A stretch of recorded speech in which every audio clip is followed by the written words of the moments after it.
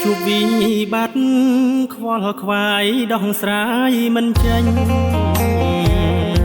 ក្នុងទ្រូងតូមនិញពោពេញទៅដោយបញ្ហាក្នុងចិត្តមួមងបាត់ម្ចាស់គ្រប់គ្រងក្តុកដួលអរាខំប្រឹងបន់អស់ទេវតាក្រែងមានអ្នកជួយដោះស្រាយបានខ្ញុំបើកបេះដូងសងគ្រោះឲ្យរួចទុកហើយព្រមឲ្យលុយខ្ចីដើម្បីឲ្យបានធូរទ្រូងពាក្យពេចន៍ផ្អែមល្ហែមល្អណាស់រាក់ទាក់បានតែដំបងដូចជែកដួលដេកភ្លេច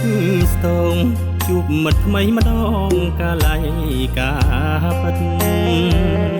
ដល់ត្រើយសាយគូតនិយាយកុហកពុតផគ្រប់យ៉ាងសំដីកេងកាងដូចយ៉ាងហោះជ្រែកផែនដីក្របដូចភ្លេចគុណអ្នកជួយពេលដែលខ្លួន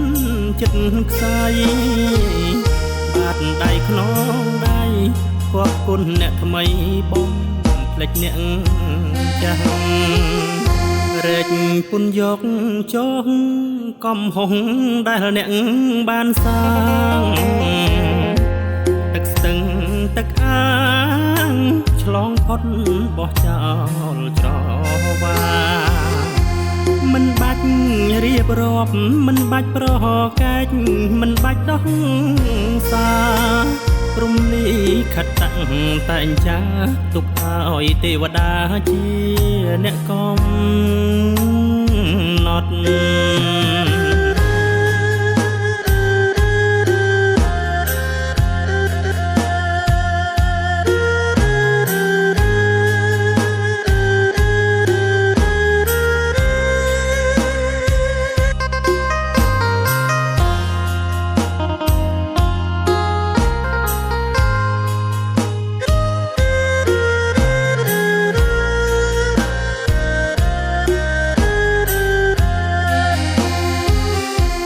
រែកពុនយក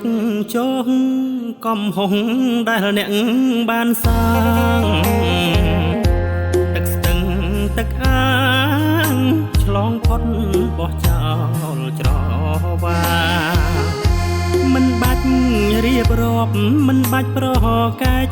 មិនបាច់ដោះសាព្រំលីខិតតាំងតែងចាទុកឲ្យទេវតាជាអ្នកកំ